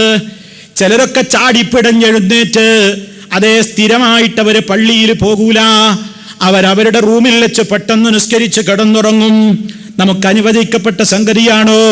പുരുഷനെ സംബന്ധിച്ചിടത്തോളം ജമാഅത്ത് അവന് പള്ളിയിൽ പോയി നിർവഹിക്കൽ നിർബന്ധമായ സംഗതിയല്ലേ? അതെ, ഒരു ജമാഅത്തിൽ പങ്കെടുത്തു കഴിഞ്ഞാൽ എത്രയാ അതിന് കിട്ടുന്ന കൂലി? നബി സല്ലല്ലാഹു അലൈഹി വസല്ലം പറഞ്ഞു, സ്വലാത്തുൽ ജമാഅത്തി തഫ്ളുലു സ്വലാത്തൽ ഫസ്ദി ബി27 ദറജ. അതെ, ഒറ്റക്ക് നിസ്കരിക്കുന്നതിനേക്കാൾ ജമാഅത്തായി കൊണ്ട് നിസ്കരിക്കുന്നവന് 27 ഇരട്ടി പ്രതിഫലമാണ് ലഭ്യമാകുന്നത്. ഇതെന്റെ പ്രിയപ്പെട്ട സഹോദരിമാര് മനസ്സിലാക്കണം. അവര് പോയാൽ അവർക്കും കിട്ടും. അവര് വിളിച്ചുണർത്തിയിട്ട് മക്കളെ പറഞ്ഞേക്കണം, ഭർത്താവിനെ പറഞ്ഞേക്കണം, പോകാൻ സൗകര്യമുണ്ടെങ്കിൽ അവരും പോകണം. പോയാൽ അവർക്കും കൂലി തന്നെയാണ്. വീട്ടിൽ വെച്ച് നിസ്കരിക്കുന്നവനോട് ഒരാൾ പറയുകയാണെന്ത്? ഒരാൾ വീട്ടിൽ വെച്ച് നിസ്കരിക്കുകയാണ്. എന്താ ഇപ്പം ഇവിടുന്ന് നിസ്കരിച്ചാലും കുഴപ്പമൊന്നുമില്ല, പള്ളി ഇപ്പോൾ 27 കൂലുണ്ട്, അതൊക്കെ ശരി തന്നെ. എന്നാലും ഇപ്പം ഇവിടുന്ന് നിസ്കരിച്ചാൽ എന്താ? ആളുകൾ നേരത്തെ പറഞ്ഞതുപോലെ ഒരു നിസ്സാരമായ ഒരു അവഗണനയാണ് ഈ കാര്യത്തിൽ ജമാഅത്തിനോട് കാണിക്കുന്നത്. വാസ്തവത്തിൽ ഇങ്ങനെ അവഗണന കാണിക്കുന്ന ഒരു മനുഷ്യനോട് പറയുകയാണെന്ത്? നിന്റെ നേരെ ഫ്ലാറ്റിന്റെ താഴെയുള്ള സൂപ്പർ മാർക്കറ്റിൽ നിന്ന് 27 രൂപ കൊടുത്താൽ കിട്ടുന്ന സാധനം 1 കിലോമീറ്റർ അപ്പുറത്തുള്ള പള്ളിയുടെ താഴെ ഒരു ഗ്രോസറി ഉണ്ട്, അവിടെ പോയാൽ 1 ഉറുപ്പ്യക്ക് കിട്ടും എന്ന് പറഞ്ഞാലോ? നിന്റെ നേരെ ബിൽഡിങ്ങിന്റെ താഴെയുള്ള ഗ്രോസറിന്ന് 27 ദിർഹം കൊടുത്താൽ കിട്ടുന്ന ഒരു സാധനം കുറച്ചപ്പുറത്തൊരു പള്ളിയുണ്ട്, ആ പള്ളിക്ക് കീഴിലൊരു ബക്കാലുണ്ട്, അവിടെ പോയാൽ 1 ഉറുപ്പ്യക്ക് കിട്ടും. അപ്പൊ എന്താ പറയാ? അത് കിട്ടിക്കോട്ടെ, അതിനിപ്പോ എന്താ? ഇപ്പോ കിട്ടണോళ్ళు വാങ്ങിക്കോട്ടെ, വാങ്ങണോ തിന്നോട്ടെ. പറയൂല, ഓടും. 27 പോയിട്ട് 50 പൈസ, 50 ഫിൽസ് ഓഫർ പ്രഖ്യാപിച്ചാൽ ഒരു പുതിയ സൂപ്പർ മാർക്കറ്റിന്റെ ഓപ്പണിംഗ് ആണ്, അല്ലെങ്കിൽ ഒരു മാളിന്റെ ഓപ്പണിംഗ് ആണ്, ഫസ്റ്റ് ദിവസം അവിടെ ആളുകൾ ഇങ്ങോട്ട് തിരക്കൂട്ടിന് കണ്ടാൽ നമ്മൾ വിചാരിക്കും ഇന്ന് അവിടെ ഫുള്ള് ഫ്രീ ആണ്. അത്ര തിരക്കാണ് അവിടെ. എന്താ? ഏതെങ്കിലും ഒരു ഉള്ളിക്ക് 50 ഫിൽസ് കുറവുണ്ടാവും, അല്ലെങ്കിൽ ഒരു മുളകിന് 45 ഫിൽസ് കുറവുണ്ടാവും. ഓന്റെ താഴെയുള്ള ഗ്രോസറിയിൽ കിട്ടുന്നതിനേക്കാൾ ഒരു 35 ഫിൽസ്. ചിലപ്പോ മത്തി ഓന്റെ താഴെയുള്ള ഗ്രോസറിയിൽ നിന്ന് ഒരു 5 ഉറുപ്പ്യക്ക് കിട്ടുന്നത് അവിടെ ഒരു 3.25 വില ഇട്ടിട്ടുണ്ടാവും. ഈ 1.25, 2.25, അരക്കാലിനും ഇരക്കാലിനും വേണ്ടിയിട്ട് മനുഷ്യങ്ങനെ വെയിലും കൊണ്ട് നടക്കും. എന്ന് അവിടെ ഓഫർ ഉണ്ട്. തെൻസീലാത്ത് കുബറ എന്നാണ്. തെൻസീലാത്ത് കുബറ. എന്താണോ കുബറ? ഭൗതികമായ ലോകത്ത് ഒരു 50 ഫിൽസ് വലിയ കുബറ. അതേ പടച്ച റബ്ബ് പറയുന്നു, നിന്റെ വീട്ടിൽ വെച്ച് നിസ്കരിക്കുന്നതിനേക്കാൾ 27 ഇരട്ടി പ്രതിഫലമാണ് അള്ളാഹുവിന്റെ ഭവനത്തിൽ പോയി നിസ്കരിക്കുന്നതെന്ന് പറയുമ്പോ അത് ശ്രദ്ധിക്കാതെ ദുന്യാവിന്റെ കേവലം ചില്ലിക്കാശിന് പ്രാധാന്യം കൊടുക്കുമ്പോൾ നമ്മളെ പറ്റിയല്ലേ സൂറത്തുൽ അഅലയിൽ അല്ലാഹ് പറയുന്നത്, ബൽ തുസിറൂനൽ ഹയാത്തദ് ദുനിയാ വൽ ആഖിറതു ഖൈറുൻ വഅബ്ഖാ. ഈ ലോക ജീവിതത്തിനത്രേ അവര് പ്രാധാന്യം കൽപ്പിക്കുന്നത്. ആഖിറമാണ് ഏറ്റവും ഉത്തമവും എത്രയും കാലം ബാക്കി നിൽക്കുന്ന എന്നെന്നും ജീവിക്കാനുള്ള കേന്ദ്രവും പരലോകമാണെന്നിരിക്കെ ദുന്യാവിന്റെ ചില്ലറ കാര്യങ്ങൾക്ക് വേണ്ടിയാണല്ലോ അവര് പ്രാധാന്യം കൽപ്പിക്കുന്നത്. നമ്മൾ ആലോചിക്കണം. അപ്പൊ ഇത്ര വലിയ മഹത്വമാണ് നമ്മൾ ആ ഒരു പ്രത്യേകമായ കർമ്മം പള്ളിയിൽ പോയി നിസ്കരിക്കുന്നത്, ആരെ നിസ്കരിക്കാതെ സ്വന്തം റൂമിൽ വെച്ച് നിസ്കരിക്കുന്നതിലൂടെ കാണുന്നത്. അതല്ലേ മുനാഫിക്കിനെ സംബന്ധിച്ചു പറഞ്ഞത്, അല്ലേ? മുനാഫിക്കിനെ പറ്റി എന്താ നബി സല്ലല്ലാഹു അലൈഹി വസല്ലം പറഞ്ഞ്? ഇപ്പൊ ഒരാളോട് പറയണേ, പള്ളിയിൽ നിസ്കാരത്തിന് ജമാഅത്തിനെത്തുന്ന വീട്ടിലെ ഓരോ മെമ്പർക്കും പെർ ഹെഡ് 20 ദിർഹം വീതം ക്യാഷ് കൊടുക്കുന്നുണ്ട് എന്ന് പറഞ്ഞാലോ, എന്തായിരിക്കും തിരക്ക്! ഭയങ്കര തിരക്കാവും. 20 ദിർഹം ഓരോ വീട്ടിൽ നിന്ന് ഓരോരുത്തർ, ആരൊക്കെ പള്ളിയിലൊന്നോ എല്ലാവർക്കും 20 ദിർഹം ഉണ്ട് എന്ന് പ്രഖ്യാപിച്ചു എന്ന് സങ്കല്പിക്കുക. ഞാനൊരു സാങ്കല്പിക ചോദ്യമാണ് ചോദിക്കുന്നത്. എന്താവും പള്ളിയിലെ തിരക്ക്? അതേ അവസരത്തിൽ അപ്പൊ അവിടെ ഭയങ്കര തിരക്കാവും. എന്താ കാരണം? അവിടെ ദുന്യാവുണ്ട്. ഇത് നബി സല്ലല്ലാഹു അലൈഹി വസല്ലം മുമ്പേ പറഞ്ഞു. നിസ്കാരത്തിന് ജമാഅത്തിന് പോകാത്ത മുനാഫിഖ്, ജമാഅത്തിന് പള്ളിയിലേക്ക് പോകാത്ത മുനാഫിഖ്, വലൗ അലിമ അഹദുക്കും അന്നഹു ഇദാ വജദ റഖൻ സമീനൻ മിൻ ശാത്തിൻ സമീനത്തിൻ ഔ മിർമാതൈൻ ഹസനതൈൻ ലഅതൈതുമുഹാ അജ്മഈൻ. ഈ ജമാഅത്തിന് പോകാതെ പിന്തി നിൽക്കുന്ന മനുഷ്യന്മാരെങ്കിലും ഒരാട്ടിന്റെ നല്ലൊരു പീസ് അവിടെ പോയാൽ തിന്നാൻ കിട്ടുമെന്ന് മനസ്സിലാക്കിയാൽ, അതല്ലെങ്കിൽ നല്ല രണ്ട് മാംസക്കഷണങ്ങൾ, നല്ല 2 ഭക്ഷണ സാധനങ്ങൾ പള്ളിയിൽ പോയാൽ കിട്ടുമെന്ന് വന്നാൽ ലഅതൈതുമുഹാ അജ്മഈൻ, അവര് മുഴുവനും ആ പള്ളിയിൽ വന്നു ചേരുക തന്നെ ചെയ്യുമായിരുന്നു. ഇതാമുഖമായി പറഞ്ഞിട്ട് ഹബീബ് സല്ലല്ലാഹു അലൈഹി വസല്ലം പറഞ്ഞൊരു വർത്താനം കേട്ടോളിൻ. ആ വർത്താനം കേട്ടാൽ നമുക്ക് പള്ളിയിൽ നിന്നല്ലാതെ നിസ്കരിക്കാൻ തോന്നൂല. എന്താ പറഞ്ഞിരുന്നറിയോ? ലഖദ് ഹമംതു, ഞാൻ വിചാരിച്ചു പോയി, അന്നാമുറ ബിസ്സലാത്തി, നിസ്കാരത്തിന് ഒരാളോട് ഇഖാമത്ത് വിളിക്കാൻ പറഞ്ഞിട്ട്, അതേ വേറൊരാളെ നിസ്കാരത്തിന് പള്ളിയിൽ ഏർപ്പാട് ചെയ്തിട്ട്, സുമ്മാഖുദ് ഹുസമൻ മിൻ ഹതബിൻ, ഒരു വിറകിന്റെ കെട്ടുമായിട്ട് ഞാൻ ഫാത്തിയല്ലദീന തഖല്ലഫു അനിസ്സലാ, പള്ളിയിലേക്ക് ജമാഅത്തിന് നിസ്കാരത്തിന് വരാതെ വീട്ടിൽ വെച്ച ഏർപ്പാട് നിർവഹിക്കുന്നവന്റെ വീട്ടിലേക്ക് ഈ വിറകും കെട്ടുമായിട്ട് ഞാൻ പോയിട്ട് ഫൗഹരിഖ അലൈഹിം ബുയൂതഹും, അവരുടെ വീടടക്കം അവരെ അതിന്റെ ഉള്ളിലിട്ടിട്ട് കത്തിച്ചാമ്പലാക്കിയാലോ എന്ന് ഞാൻ ചിന്തിച്ചു പോയി എന്ന് നബി സല്ലല്ലാഹു അലൈഹി വസല്ലം ഓർമ്മപ്പെടുത്തുന്നു. അതിന്റെ ഉള്ളിലിട്ടോ എൻ്റെ പേരടക്കം ഞാൻ കത്തിക്കാൻ വിചാരിച്ചു പോയി. എത്രയിൻ്റെ ഗൗരവം! പള്ളിയിൽ നിസ്കരിക്കാൻ വരാതെ പൊരീന ഏർപ്പാട് ചെയ്യുന്നു, എൻ്റെ വീടടക്കം കത്തിക്കാൻ ഞാൻ വിചാരിച്ചു പോയി എന്ന് നബി സല്ലല്ലാഹു അലൈഹി വസല്ലം പറയും. അപ്പോൾ പള്ളിയിലേക്ക് ജമാഅത്തിന് പോകൽ ഫർള് കിഫയാണോ, സുന്നത്താണോ, ഫർള് ഐനാണോ? ഫർള് ഐന. എല്ലാവരും പോകണം, നിർബന്ധ.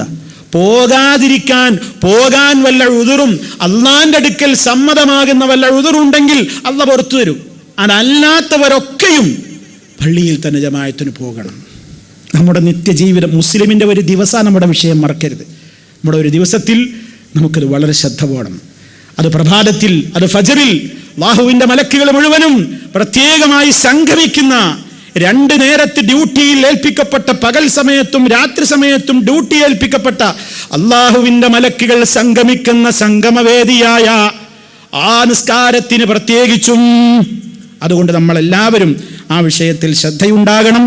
ആ വിഷയത്തിൽ എന്തൊരു പ്രവൃത്തിയാണെങ്കിലും നബി സല്ലല്ലാഹു അലൈഹി വസല്ലം പ്രവാചകൻ കുടുംബത്തിൽ ഭാര്യമാർക്ക് വേണ്ട സഹായ സഹകരണങ്ങളൊക്കെ വീട്ടിൽ വെച്ച് ഉള്ള സൗകര്യങ്ങളിൽ അവിടുത്തെ കുടുംബത്തോടൊപ്പം വീട്ടിലുള്ള വേലകളിൽ നബി സല്ലല്ലാഹു അലൈഹി വസല്ലം സഹകരിക്കുന്ന നേരത്ത് പോലും കാന യകൂനു ഫീ മിഹനതി അഹ്ലിഹി, തൻ്റെ കുടുംബത്തിന് വേണ്ട സഹായങ്ങൾ വീട്ടുജോലികളിൽ പ്രവാചകൻ ഏർപ്പെടുമ്പോൾ ഫൈദാ സമിഅൽ അദാന ഖറജ, ബാങ്ക് കേട്ടാൽ പിന്നെ അതൊക്കെ അവിടെ വെച്ചു പള്ളിയിലേക്ക് ഉടൻ പോകും.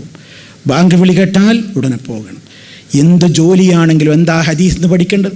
ഏത് ജോലിയാണെങ്കിലും, ജോലിയൊക്കെ നമുക്ക് വേണം, അല്ലാതെ ജീവിക്കാൻ കഴിയുമോ? പള്ളിയിൽ തന്നെ ഇത്തികാഫിരുന്നാൽ ജീവിക്കാൻ കഴിയുമോ? ഇല്ല. അതുകൊണ്ട് ജോലിയൊക്കെ വേണം. ജോലിയൊക്കെ അതിൻ്റെ രൂപത്തിൽ തന്നെ നടക്കട്ടെ, ദുന്യാവ് അങ്ങനെ തന്നെ നടക്കട്ടെ. സമയമായ പള്ളിയിൽ പോകണം, സമയമായ ഖറജ പുറപ്പെടണം. അതായിരിക്കണം നമ്മുടെ മുസ്ലിമിൻ്റെ ഓരോ ദിവസത്തിൽ നമുക്കുണ്ടായിരിക്കേണ്ടത് എന്ന് എന്നെയും നിങ്ങളെയും ഓർമ്മപ്പെടുത്തുകയാണ്. ഇൻഷാ അല്ലാഹ് നമുക്കിനിയും നമ്മുടെ ജീവിതത്തിൽ നമ്മുടെ ഒരു ദിവസം എങ്ങനെ ഏറ്റവും കൂടുതൽ നമുക്ക് ഉപയോഗപ്പെടുത്തണമെന്ന് ചർച്ച ചെയ്യാനുണ്ട്.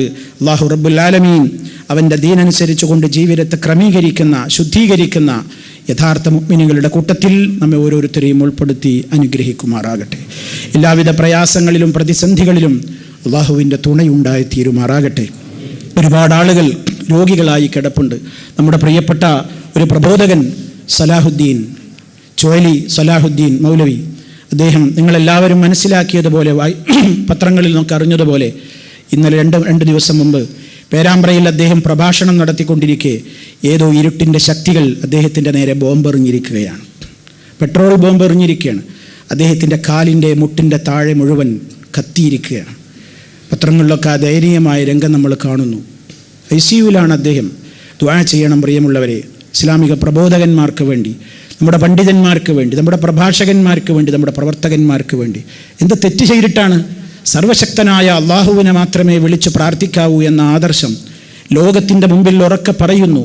ഹബീബ് സല്ലല്ലാഹു അലൈഹി വസല്ലമിൻ്റെ ചര്യകൾ എവിടെയും നാം പാലിക്കണം എന്ന ഇസ്ലാമിൻ്റെ കണിശമായ സിദ്ധാന്തം പറയുന്നത് പല ശക്തികൾക്കും അലോസരമാണ്. ഇന്നും ഇന്നലെയും തുടങ്ങിയതല്ല അക്രമങ്ങളുടെ പരമ്പരകൾ. പണ്ട് കാലം മുതൽക്കേ പ്രവാചക പാരമ്പര്യമുണ്ടതിന്. അതുകൊണ്ട് പ്രിയമുള്ളവരെ, എല്ലാവരോടും വസിയത്ത് പറയുകയാണ്, നിങ്ങളുടെ ദുആകളിലൊക്കെ അദ്ദേഹത്തെ മറക്കരുത്. അതുപോലെ തന്നെ നമ്മുടെ പ്രിയപ്പെട്ട പല പണ്ഡിതന്മാരും പല രൂപത്തിലുള്ള പ്രയാസങ്ങളിലും അതുപോലെ തന്നെ വേദനകളിലുമൊക്കെ കഴിയുന്നുണ്ട്. നിങ്ങളെല്ലാവരുടെയും പ്രാർത്ഥനകളിൽ അവരുണ്ടാകണം. ആരുടെയെങ്കിലും അസാന്നിധ്യത്തിൽ സ്ഥലത്തില്ലാത്തവർക്ക് വേണ്ടി നിങ്ങൾ പ്രാർത്ഥിക്കുമ്പോൾ മലക്കുകൾ അത് കേട്ട് ആമീൻ പറയുന്നുണ്ട്. താങ്കളെയും അള്ളാഹു അതുപോലെയുള്ള വിപത്തുകളിൽ നിന്ന് രക്ഷിക്കട്ടെ എന്ന് പ്രത്യേകമായി പ്രാർത്ഥിക്കുന്നവർക്ക് വേണ്ടി മലക്കുകൾ പ്രാർത്ഥിക്കുന്നുണ്ട് എന്ന് നബി സല്ലല്ലാഹു അലൈഹി വസല്ലം പറഞ്ഞിട്ടുണ്ട്. നമ്മുടെയൊക്കെ പ്രാർത്ഥന നമ്മുടെ എല്ലാ പ്രയാസം അനുഭവിക്കുന്ന ആളുകൾക്ക് വേണ്ടിയും ഉണ്ടാകണം. സർവശക്തൻ അവരുടെയൊക്കെ വേദനകൾ എത്രയും വേഗം ശിഫയാക്കി കൊടുത്തുകൊണ്ട് പൂർവോപരി ശക്തിയോടുകൂടി ലാ ഇലാഹ ഇല്ലല്ലാഹ് മുഹമ്മദുർ റസൂലുള്ളാഹി എന്ന ആദർശത്തിൻ്റെ പടയൊട്ടത്തിൻ്റെ മേഖലയിലേക്ക് തിരിച്ചു വരാൻ എല്ലാവിധത്തിലുള്ള കരുത്തും സഹായവും ആരോഗ്യവും നൽകി അനുഗ്രഹിക്കുമാറാകട്ടെ. എല്ലാവിധ ഫിത്നകളിൽ നിന്നും ഫസാദുകളിൽ നിന്നും ശത്രുക്കളുടെ കുതന്ത്രങ്ങളിൽ നിന്നും എല്ലാ രൂപത്തിലുള്ള പ്രവർത്തനങ്ങളിൽ നിന്നും അള്ളാഹു നമ്മെ കാത്തു രക്ഷിക്കുമാറാകട്ടെ. അവൻ്റെ ദീനനുസരിച്ച് കൊണ്ട് ആർജവത്തോടുകൂടി അവൻ്റെ ദീനനുസരിച്ച് പ്രവർത്തിക്കാനും അത് പ്രചരിപ്പിക്കാനും അതേ രീതിയിൽ ഈ ലോകത്തോട് വിട പറയാനുമുള്ള ഇസ്സത്ത് അള്ളാഹു നമുക്കെല്ലാം നൽകി അനുഗ്രഹിക്കുമാറാകട്ടെ. നമ്മിൽ നിന്ന് മരണപ്പെട്ടു പോയവർക്ക് അള്ളാഹു മഗ്ഫിറത്ത് നൽകി അനുഗ്രഹിക്കുമാറാകട്ടെ. നമ്മയും അവരെയും അള്ളാഹു അവൻ്റെ സ്വർഗ്ഗലോകത്ത് സന്തോഷപൂർവ്വം ഒരുമിച്ച് ചേർക്കുമാറാകട്ടെ.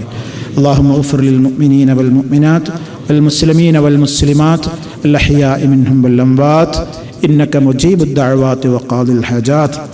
اللهم اجعل هذا البلد آمنا مطمئنا وسائر بلاد المسلمين. ربنا اغفر لنا ولإخواننا الذين سبقونا بالإيمان ولا تجعل في قلوبنا غلا للذين آمنوا ربنا إنك رؤوف رحيم. توفنا مسلمين وألحقنا بالصالحين والحمد لله رب العالمين. اللهم صل على محمد وعلى آل محمد والسلام عليكم ورحمة الله.